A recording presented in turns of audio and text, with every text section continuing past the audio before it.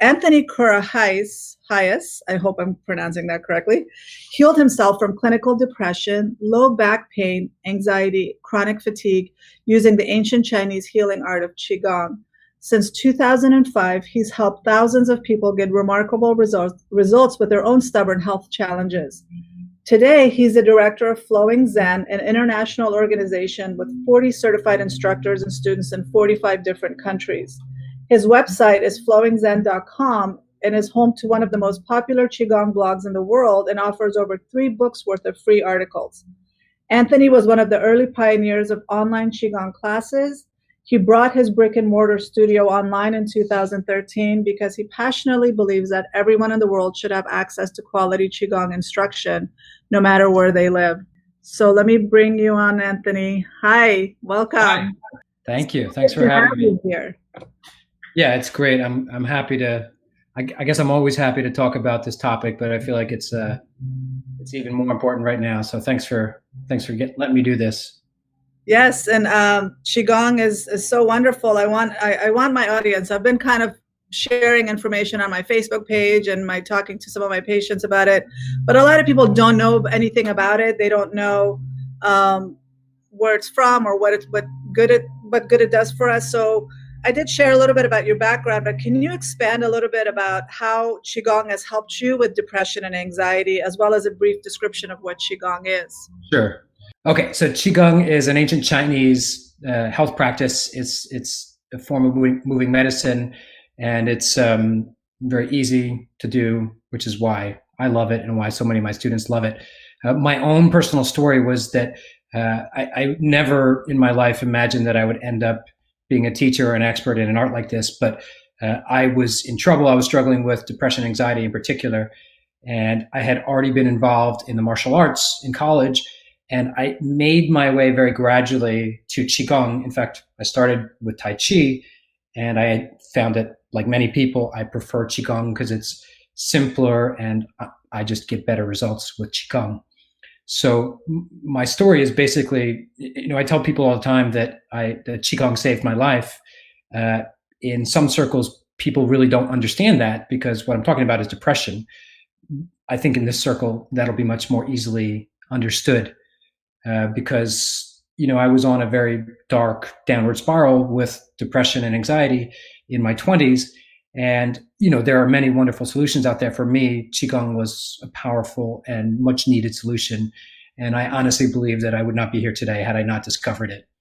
And now, I teach Qigong for many different purposes. I don't just teach it for depression and anxiety, but I would like to say that I guess I attract a lot of people who battle depression and anxiety simply because of my own personal story.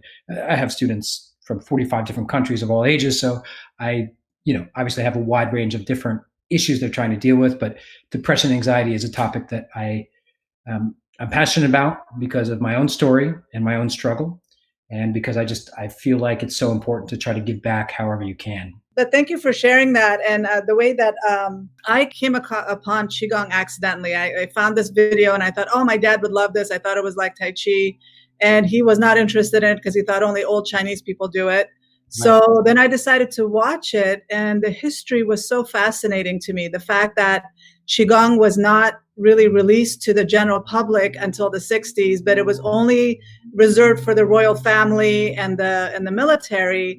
And it's a self-healing practice that people in China use all the time. I mean, you see people in the morning doing Qigong for all kinds of ailments, from cancer to depression to anxiety to major issues. So I know there's power to Qigong. Can you talk a little bit about the history of it and why it's so powerful? Sure. So you missed one important group, though. You missed the monks and nuns in the groups that were practicing Qigong and, guarding the secrets. And they're a very important part because they were the pioneers of this art really for a long time. Certainly the Shaolin Temple, which is where I trace a lot of my lineage back to. That's 1,500 years old, and 1,500 years of cultivating Qigong in an idyllic environment. And then there were many other temples all throughout China where this stuff was practiced. And it was really from there that it spread out to the Chinese medicine masters like acupuncturists and herbalists. Actually, that's not entirely accurate, but there was a lot of cross-pollination back and forth between the temples, the Chinese medicine practitioners, the royal family, and the martial artists. And all of this mixed together to create a situation which was unfortunate, which was that Qigong was practiced in pockets and kept secret from the general public until in the mid 20th century it started to be taught more widely in China and Southeast Asia and all across the world. But I got to say, even today, it amazes me how the secrets of Qigong are still coming out. I mean, just very simply by the fact that people don't even know what the word Qigong is. They've never heard of it. Or if they have some mild idea of what it is, people barely know what Tai Chi is. So, and if they knew what I knew about Qigong, they would want to know more. It's really that simple. I mean, it doesn't matter if you have any background in these arts or similar arts, like you were talking about your father. It's a matter of giving him the proper introduction to Qigong, and that's when people fall in love with it, which is really my goal with people, is to make them fall in love with this art the way that I did. And if you give them the right introduction to the art, and sometimes that's about removing some of the traditions or the cultural trappings or things like that, talking about it in a modern language. When you do that and you just give people an experience of what this art can do, well, wow, that's when people really fall in love with it and they realize, okay, this is something that I can do. It takes, you can do it in 10 or 15 minutes a day or even less. You can do it. I have a 2-minute drill that I teach my students as well. But to be able to have such a profound effect on your own health, including mental health, in 15 minutes a day with relatively little instruction. You do need instruction, but compared to other arts, like I grew up as a violinist, that takes a lot of instruction to get good at the violin. Qigong, you don't need nearly as much instruction to have a powerful effect on yourself. And that's what I love about it, because it's just, there's not that many things in this world that you can do on your own to have such a powerful healing effect with such little effort. It's just amazing. It's incredible. Even after all these years, I still think it's incredible. Yeah. And then, like I said, the history alone makes it powerful, and that it was so beneficial that they had to reserve it just for the elite, like you said, the nuns, the monks, the military, and the royal family. But I know that there aren't a lot of people that are familiar with it. Surprisingly, just down the street from my office, there's a Qigong studio, which after I became familiar with it, I found it. But I started doing some videos online, and there are a couple of people that are really good. I know there's a bunch of videos on YouTube, but I know that there's more to it, because people are only going to share a couple of exercises, right? Mm-hmm. And what I love about it too is that it is so much simpler than Tai Chi. Mm-hmm. So I know that I found out about you just accidentally because we're in the same group together, and I noticed that you had a Qigong course, and it was after I became introduced. It was like, oh my gosh, I had somebody else that loves Qigong as much as I do. So I know you have a course, and so can you tell us a little bit about your course and how you teach people Qigong? Sure. Now I teach mostly online, and that's been since about 2016. Before that, I had a brick and mortar, like a Qigong studio, for about 10 years. And, I was gradually being pulled more and more online. And then in 2016, I just sort of took the plunge and closed my studio. It was heartbreaking. It was hard to do, but I'm very glad that I did it. Now I have a bunch of different programs, including a free program that I will shamelessly plug, because I released it specifically because of everything that's going on in the world right now. It was actually a course that I was charging $79 for in the past. And I just decided, you know what, I'm going to make it free. I'm going to make it accessible to everybody right now. I actually added additional materials and created a support group as well, because I don't want there to be any barriers right now between people getting the help that they need, especially with an art like Qigong, which you can do from home. How amazing is that? And, as we know, with a lot of people with mental health issues, they don't seek the treatment that they need because they don't want to admit it. I was like that I didn't want to admit that even after I was diagnosed with depression, I didn't want to admit that it was accurate. So what's nice with Qigong is it gives them an ability to start practicing something on their own and feeling the shifts that can happen in your own body. So it's like you start to treat yourself on your own. So I have a variety of different online courses, many of them that are a year long, but you don't need to worry about that. What I would like the viewers of this to do is to go check out my free course. It's really there for your benefit and to help spread the word about Qigong during this difficult time. But what I will do is I'll show you, I have a video. I'm limited in, just because of my video setup here, I'm limited in what I can demonstrate. So what I did was I have a video that I can share with your group that teaches a very simple exercise that is fun to learn. It's fairly easy to learn. And from there, I can sort of talk about how that's the beginning of Qigong, is to learn a fun exercise that feels nice, but that's not the end of Qigong at all. It's really just scratching the surface of what we can do with Qigong. I recently saw the movie The Last Airbender on Netflix, and I noticed the connection with all the movements that they're doing, which is martial arts, but it seemed like a lot of the movements were similar to Qigong. Would you agree with that? Yeah, I love, you're talking about the movie or there's also a cartoon version? Well, the M. Night Shyamalan one that, the movie, right. Yeah.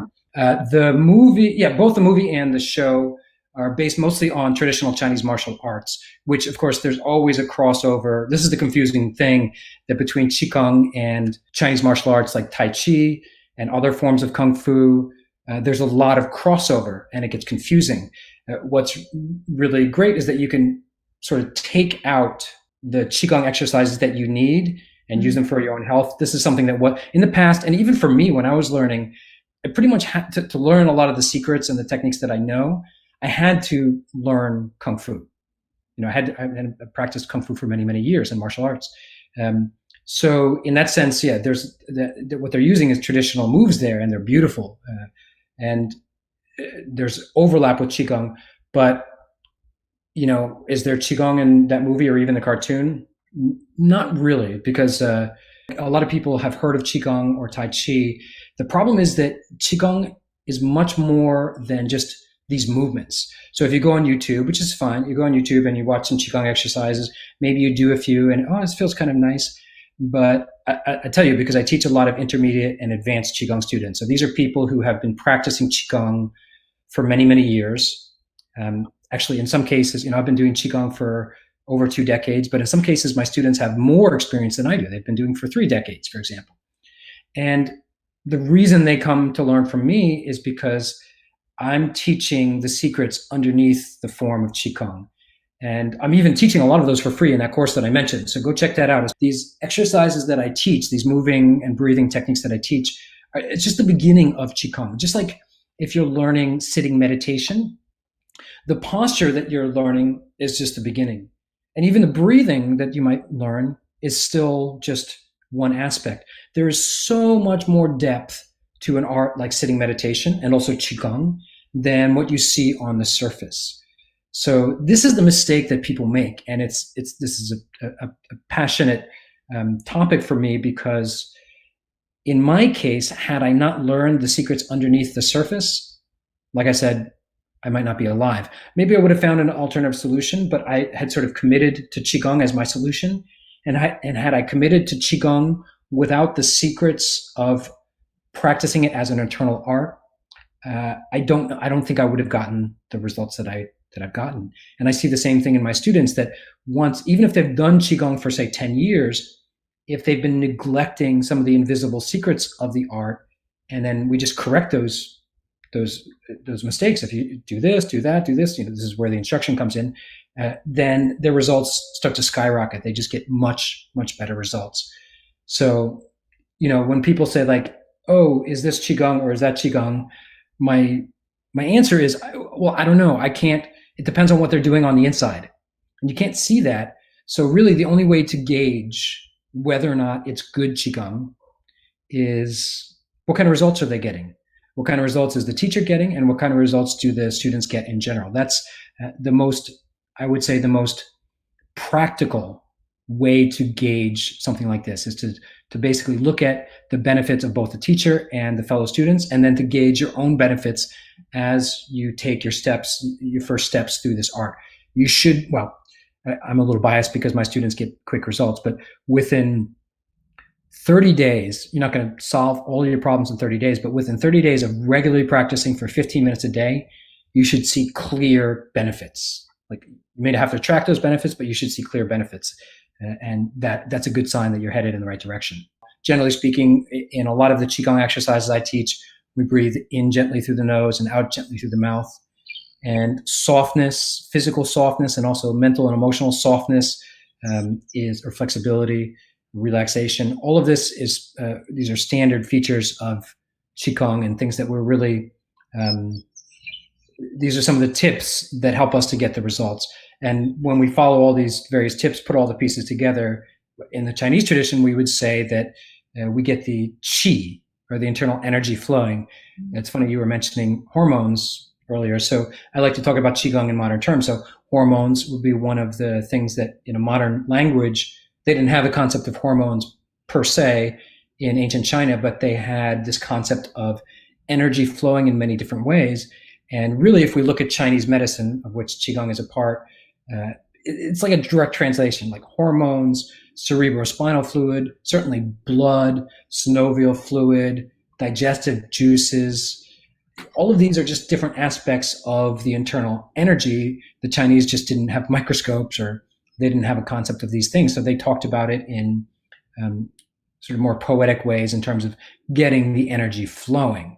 But definitely hormones is one area. And there are many hormones. People think hormones, and usually they have one or two in mind, but there are many hormones that are, of critical importance if you want to be healthy and happy, which I do. And I think probably most people do as well.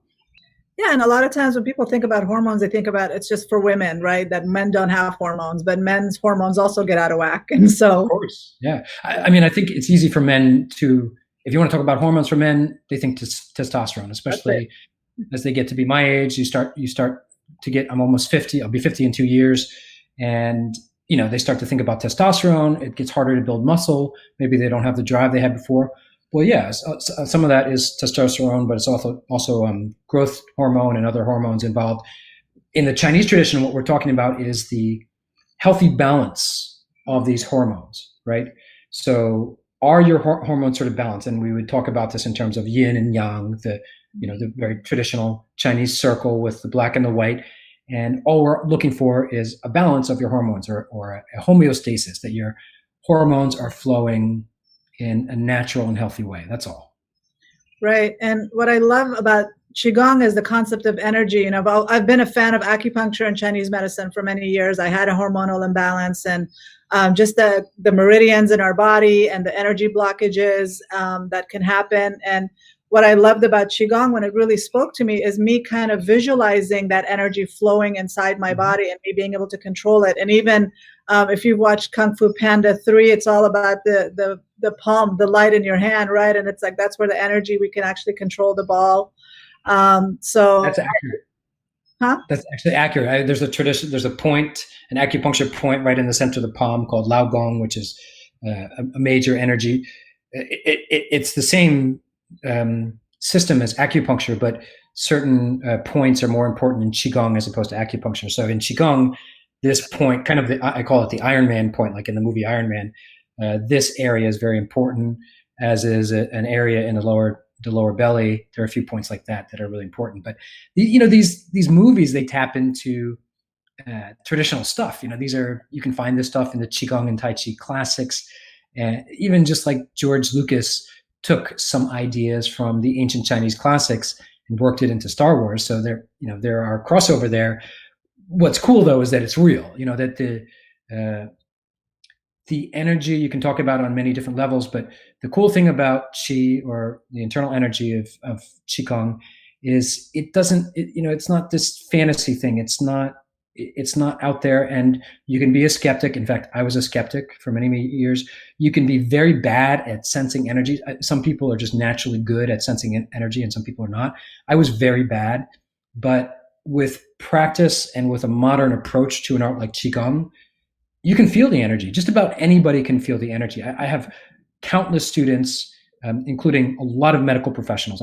For some reason, maybe because of my modern terminology, I attract a lot of MDs and nurses and osteopaths and occupational therapists and massage therapists and psychologists. And they, no matter how skeptical or Western trained they are, if you take a modern approach to learning Qigong, which involves quieting the mind, not that it's truly quiet, but you have to learn skills, just like in sitting meditation, you have to learn skills to quiet the mind. And you have to gain some skill there. If you can do that and you practice these Qigong exercises, like you said, then you can start to really feel the energy and manipulate it in a positive way or direct it. And like I said earlier, the most important thing is that you get actual benefits as a result. So you would see a reduction in your depression. That might be subjective or objective. You might, so for example, I've worked closely with clinicians, many different psychiatrists, psychologists, Chinese practitioners as well. And I've heard it from the patient side of things, like, oh, I'm practicing Qigong, I feel much better. That's subjective. But then you hear it from the clinician side as well. My patient is getting much, much better. I see, they have their objective diagnostics to measure when a patient or a client is getting better. And the beautiful thing about Qigong is you'll see it from both angles. And it's what I've seen is amazing because I've been on both sides of it, and just my nature as a teacher and having worked closely with a lot of different healthcare practitioners, it's just remarkable what it can do. Yeah, just at the basic level. I remember when I was really young, I accidentally took what I thought was an interpersonal psychology class where I was going to learn about communication skills, but I ended up taking an intrapersonal psychology class, and it was all about meditation. And I was introduced to a world I knew nothing about, and we did these crazy belly breathing exercises, and I met all these people that were into yoga. And one of the exercises I remember when I was doing with my sisters, we would go and I shared a room with my sister. So I would turn off the lights and we would sit close and we'd hold our hands really close together and see, and then we would feel that energy between our hands. And then so when I learned about Qigong, that concept, it reminded me of that, about how we don't even realize that there is this cushion between our hands if we pay attention and we slow down and start building this. And then watching videos about these old Chinese practitioners that can stop a line of men from coming at them just from using this energy. And it's like, well, some of those videos, you got to be careful with some of those videos. I'm not so convinced. I've seen some incredible things. YouTube is a dangerous place. What is for sure for real though, like the energy you're talking about, especially if there's skeptics out there, now we live in a time when we can measure a lot of this stuff. So it's not just subjective in terms of feeling it yourself. There's more and more tools to be able to measure the energy, like for example, the energy projected from the heart. The Heart Math Institute has done a ton of studies on that, and they've come up with some super cool stuff. And there are all sorts of new technologies. What I really like are the technologies that, because Qi, whatever it is, and even after all these decades, it's not, I can't just say Qi is this, because it's not like Qi is ultraviolet light or Qi is X-rays. It doesn't work like that. Qi is part metaphor and it's partly literal as well. But what we can do is start to see that, okay, bioenergy is real. And they're doing all this research into the fascia now, which is connective tissue, but it's this miraculous connective tissue that connects the whole body, wraps all the organs, wraps the muscles, conducts energy, even generates a little energy in the body. And it's really just this amazing organ, really is what it is in the body. And that may be an answer to how a lot of the energy travels in the body. And it does match up pretty closely with a lot of Chinese medicine. And then, energy, of course, can project. We don't think twice about it when it's something like this, like our, these little phones, these smartphones that we have. It's really incredible what a smartphone can do in terms of invisible energies. But then for some reason, a lot of us get stuck when we're talking about energy coming from the human body. But of course, it's the most natural thing in the world. And I think that 10, 20, certainly by 30 years from now, these topics will be much easier to talk about in the Western world, especially with all the advances that are being made in mind-body science, which still are not really publicly known. But mind-body science is doing incredible work. A lot of it matches up beautifully with arts like Qigong, Tai Chi, sitting meditation, and yoga. But it's like in general, the general public is 10 to 20 years behind what's happening in the research. So I'm very encouraged by the research and what's happening out there. This information is out there. It's a matter of, it's not mainstream, obviously. I mean, there are a lot of people talking about the heart being like a little battery, and it's projecting a lot of energy all the time. We literally sync our heartbeat to the people in the room, and we're not even aware of all this. And this is one of the biggest reasons I wanted to talk about this is there's so much happening to us on a subconscious level that we have no clue. And the more mindful we become, the more we practice mindful meditation, the more we practice something like Qigong, the more we can feel that we're actively, proactively doing something as far as controlling our mind and mental and physical health. So, and I think you nailed it there with the subconscious. That's I guess a topic that people are more comfortable talking about. With an art like Qigong and many meditative arts, what you're able to do by training meditative skill is to tap into the power of the subconscious. There's stuff going on in your subconscious, as we know, that we're not aware of, or even if we're mildly aware, like, okay, I probably have an issue with this, or I've got a problem with that. You don't have any control over it. And what I love about Qigong, because I'm a bit of a control freak, I guess, I just like to empower myself, basically. I like to make my own way through the world. I, of course, will go see practitioners to get the help that I need, but I like to contribute to my own health, right? And if there's a problem in the Chinese perspective, we would say you have an energy blockage, and they might say you have an energy blockage in your heart or your liver or your lung, but they're not even really so much talking about the organ there so much as the organ system and the associated emotions. So you might have a blockage in terms of the flowing of joy in your system. That's depression. Or it could be not a blockage in one direction, but the other direction, and then that would be mania. So joy can be imbalanced in either direction. We can have depression or mania, or of course a combination. So what I love about Qigong is that it allows me to tap into, say, the power of the subconscious mind in a way that's accessible to me. Now, you can do that in sitting meditation as well. And I love sitting meditation now, but I did not when I first started. In fact, it's because I was so bad at sitting meditation in the beginning that I had to go find something else. And that's how I eventually ended up with Qigong, because it was the moving aspect that helped to give me something to sink my teeth into and gave me something that I could actually feel like I could do, whereas sitting meditation was just too much for me in the beginning.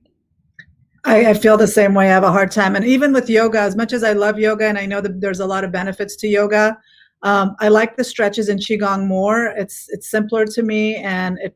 But you said the key word, which is empowering ourselves. That's what I want people to take away from this, to be empowered, to not just feel like life is just happening to them, for them to contribute and working on healing their life, whether through meditation, Qigong, journaling, whatever, seeing a therapist, empowering them and to do that. And I've heard that you can do Qigong for as little as 5 minutes a day and you can see benefits, right?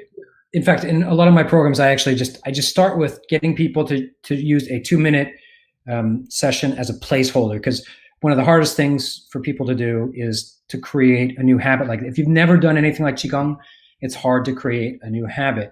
Creating that habit can be done with as little as 2 minutes a day, and you actually will start to get some benefits. And then the main routine that I teach, which is called the 5-phase routine, can take anywhere from 10 to 20 minutes. It can be longer, but it is truly amazing if you have a systematic modern method, what you can do in 10 or 20 minutes. It's truly amazing. And you can do it, from your own home. I mean, I wake up in the morning, take a drink of water, and I do my Qigong, and it's just amazing. I don't understand how people go through life without Qigong. It's like, how do you do it? The world is crazy out there. We all need something like Qigong. I think it'll be perfect if you can incorporate it, just going out early in the morning, getting some fresh sunlight, sunning your eyes, and doing some Qigong. Traditional teachers are very conservative when it comes to mixing and matching. And there are a few reasons for that. One is because the traditional Qigong culture is very conservative and secretive, and you weren't supposed to learn from more than one teacher, and you were supposed to be absolutely loyal to that one teacher. So there's a lot of that going on in the Qigong world, and it's been passed down even to Western teachers. So my teachers, most of them were Asian, but even teachers like me, who, I'm an American, I'm half Greek, Greek American, but even in teachers like me, sometimes those traditionals still bleed through. So you'll hear those answers, those more conservative answers from those teachers. But here's what I've seen, because I've worked with so many different healthcare practitioners, even in a clinical setting. I owned a wellness center where I was in business, literally, with chiropractors and acupuncturists and massage therapists. So there was a lot of that there. And then I lived in a small college town where a lot of healthcare practitioners referred to me for my classes. So I got a lot of feedback, and a lot of these people had done other practices, yoga, meditation of all kinds, including transcendental meditation. So my opinion, based on my experience, is that they mix beautifully with certain kinds of Qigong. So of course, I'm talking about my type of Qigong, which I call flowing Zen Qigong. And if you have a modern approach, so like my 5-phase routine, then what that approach itself is very holistic. That means that the practice itself is very complete and holistic and contained. So for example, if you do the 5-phase routine and it takes you 15 minutes, then you've done a holistic and self-contained routine. If you do transcendental meditation right afterwards, fine. If you do transcendental meditation beforehand, fine. If you do your TM in the evening, or vice versa, you do your TM in the morning, your Qigong in the afternoon, what I encourage my students to do is to play around with what works for them in their lifestyle. Because, lifestyle is it depends on your schedule. Well, our schedules now are crazy, but it depends on your schedule. So it's safe to experiment with different ways to do it. And my students have really come up with all different ways. Some people like doing yoga first and then Qigong. Some people are the exact opposite. Some people do their yoga in the morning and Qigong in the evening. Some people are the other way around. The same goes for even mixing it with non-energy arts, like say going for a run or a walk. So when you have I don't want to step on anybody's toes, but a teacher who's more modern like me, and there are others, I'm not the only one, but if you have a teacher like that you can work with, it's very easy to fit this practice in alongside other practices. I'm not a huge fan of fusion arts, although that's happening. I guess that's where I tend to be more conservative, is in the sense that like I have a modern approach, and it's very traditional what I still teach. It's just a modern approach to a traditional art, but it works so well that I'm really hesitant to mix it with yoga or something like that. And I don't see why it's so hard to just sort of do your yoga and then do your Qigong. But the integration is actually very often very productive. So especially if you have something like if you're practicing TM and you have that habit, that's a beautiful thing. So keep it. Don't morph or shift that habit or abandon that habit if it's working for you. If it's not working for you, fine, you can replace it. But if it's working for you, keep it and just add Qigong somewhere in your routine. That could be, like I said, in the morning, in the afternoon, in the evening, wherever you want to place it. But what you're doing is you're adding, this is what we call complementary medicine or alternative medicine. You're adding another practice that will complement your existing practices. And as is often the case, and this is absolutely my experience, there is a synergy that happens when you mix complementary arts. For example, for me, the most obvious example is mixing Qigong with acupuncture. There is a synergy there that is powerful, that is more powerful than either one of the arts when you do them alone. So I'm a big fan of this kind of complementary practices. So I'm also a fan of tapping, and tapping and Qigong can go hand in hand because there is a lot of tapping that we do in Qigong as well, right? Can you tell us a little bit about how we can combine that in different points that we can maybe tap for better mental and physical health? So the connection to tapping is more of a modern art. I don't know too much about the history. I learned a little bit, and I've learned some through my students who do it. But I believe they took a lot of the ideas from Chinese medicine. So here the intersection is acupuncture, acupressure, and Qigong, and also what they call tuina in Chinese, which is the Chinese medicine massage, medical massage. So like I said, sometimes these things, it's hard to peel back which one you're talking about exactly. But if tapping works for you, do it. Are you going to do it before or after your practice? Like I said, okay, that's less important than figuring out what works for you. A lot of people like tapping because it's relatively quick and you could do it at the office, for example. Whether you're at the home office or wherever you are, if tapping is something that you use for stress relief during the day, for example, then go for it. What you're doing is you're tapping into, literally, quite literally tapping into the energy of something like pressure. Like, why is this particular, I mentioned this point earlier in the palm, but why is this point, large intestine 4 in acupuncture, why is this such a powerful point in acupuncture? It's one of sort of the top points used in acupuncture. Well, I can't explain the why of it, but there's something about that spot when you get the exact spot. And, or this point that they use in tapping, or the eyebrow points, or the heart points. These are powerful energy centers, and you can stimulate them in a lot of different ways. You can stimulate them with a needle. You can stimulate them by tapping. In Qigong, we stimulate them with movement, mindfulness, and breath. So whatever the method you use to stimulate them, the important thing is that you stimulate these points and get the energy flowing and get results from that flowing energy. If you are getting your energy flowing, regardless of the method that you're using, you should be seeing benefits. And if the method is good, the benefits should be pretty obvious.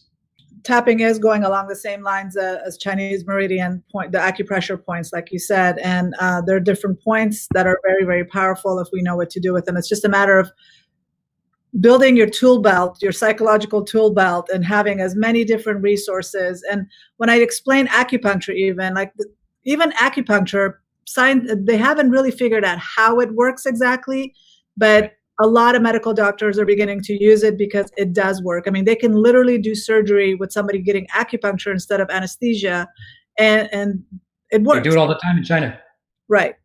And so I do want to, I am confused a little bit because we talked about how the traditional Qigong was always reserved for the military, the monks, and the royal family, but the version that they released for the public was medical Qigong. Can you talk about the difference? Like, what is the difference between traditional and then the medical? Okay, so we have to clean up history a little bit. So, and terminology too. Medical Qigong is a term that has changed over the last 10 years, largely from a handful of Western practitioners and some Chinese practitioners. 10, 15, certainly 20 years ago, if you mentioned medical Qigong, it didn't mean clinical Qigong. So there are versions of Qigong, or I would say sub-branches of Qigong, where a clinician like myself, who's well-trained, would use their energy to work on somebody else, similar to acupuncture, but without needles, or similar to acupressure. So in that case, there's two people involved.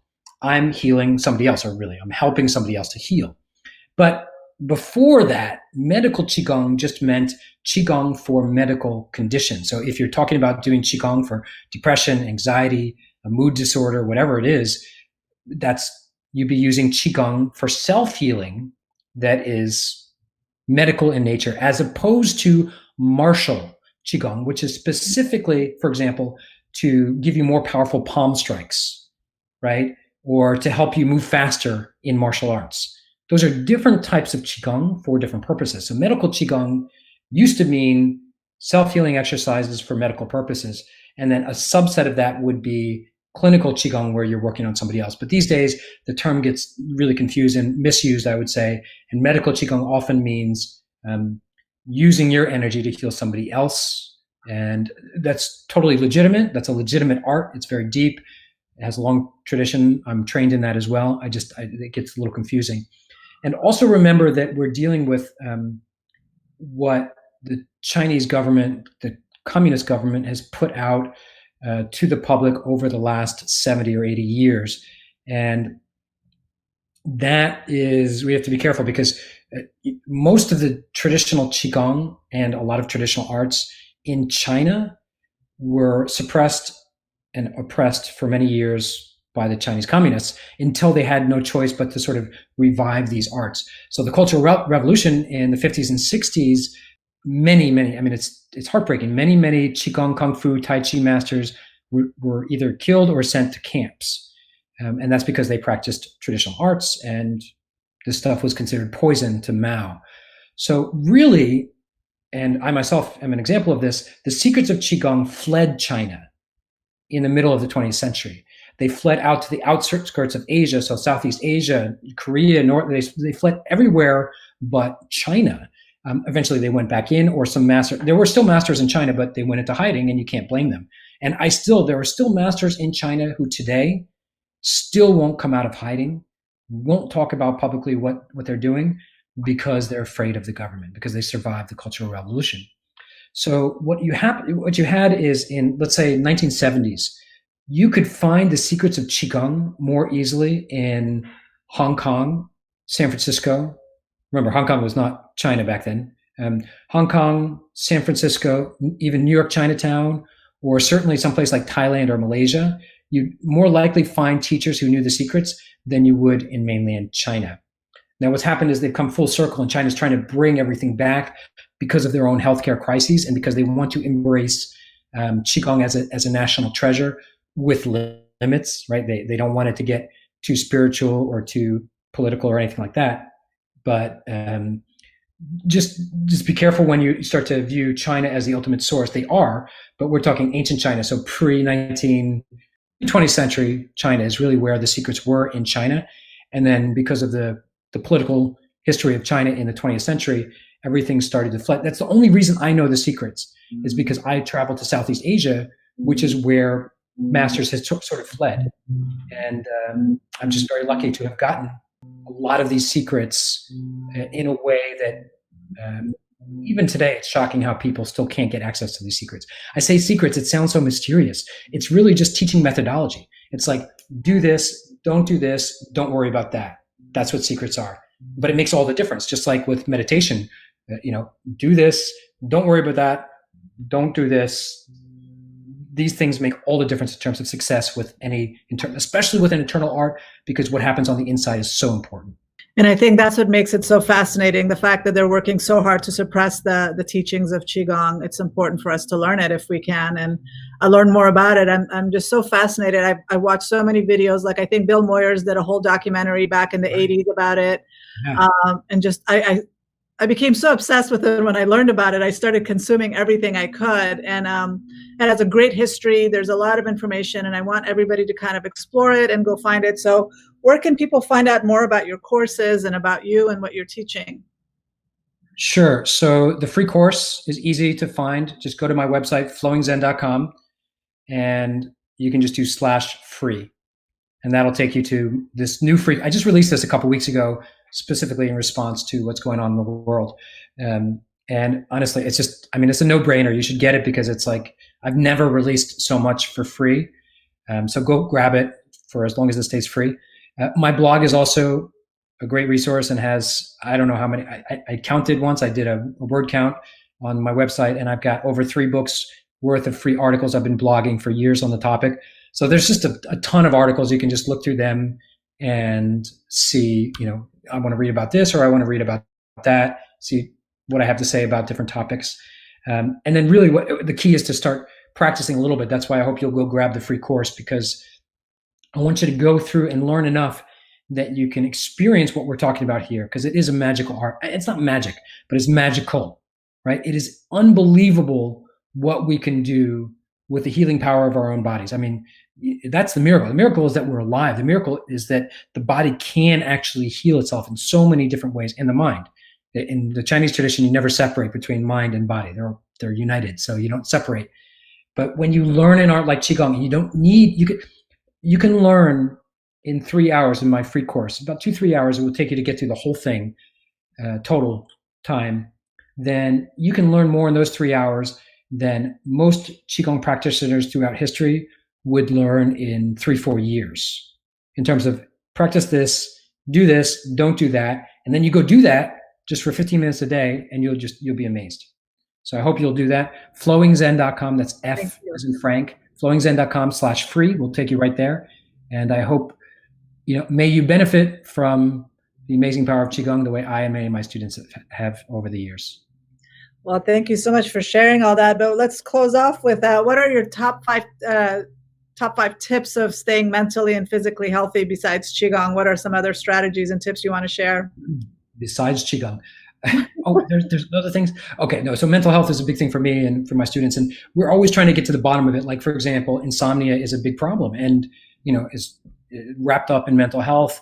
And I tell you this, if you're not sleeping well, we got to get to the bottom of it. So, Qigong may not be enough. You may need to address your sleep hygiene. There's a lot of information out there about sleep hygiene and fixing your sleep and doing whatever it takes to make sure that you're getting proper sleep. If you're not doing that, it's hard to heal if you're not sleeping. Obviously nutrition is a big thing, but even that is just like, you can go down the rabbit hole with what to eat. I'm a big fan of enjoying your food, whatever you're going to do. I actually teach a technique that I call Qi-Gong. So I teach people to be mindful chewing, basically mindful eating. And then I teach gratitude. It's wrapped up in Qigong as well, but I think that you don't need a lot of instruction. You may need some tips, or you can learn more about gratitude, but practicing gratitude is such a powerful thing in so many ways. And for me, for anxiety and panic attacks, which I used to deal with quite severely, gratitude was like the antidote to these panic attacks, the debilitating panic attacks that I used to get. So I feel like, and when I say gratitude practice, I mean, you actually have to practice. You got to have something. You could be a gratitude journal. You can mix it into Qigong. There are many types of gratitude meditation out there, but boy, is it a powerful meditation. I'm a big fan of walking. I think that people should walk more. I think that humans used to walk a lot more. And I think that it's very, you don't need any instruction, just get out there and walk. And it's very helpful for mental health. And then I'm a big fan of dogs. My dog is hiding at the moment. I can't put him on camera, but you can combine that walking with the dogs. I think that it doesn't have to be a dog, but I can't understand why my dog has saved me so many times. Like I think that people should have pets. We live longer, and it's just, there's actually studies showing that having a pet is good for the mental health. So go get a pet and add that to your repertoire and see if that doesn't make you happier and healthier. I bet it will. Pets are definitely so important in boosting our mental health.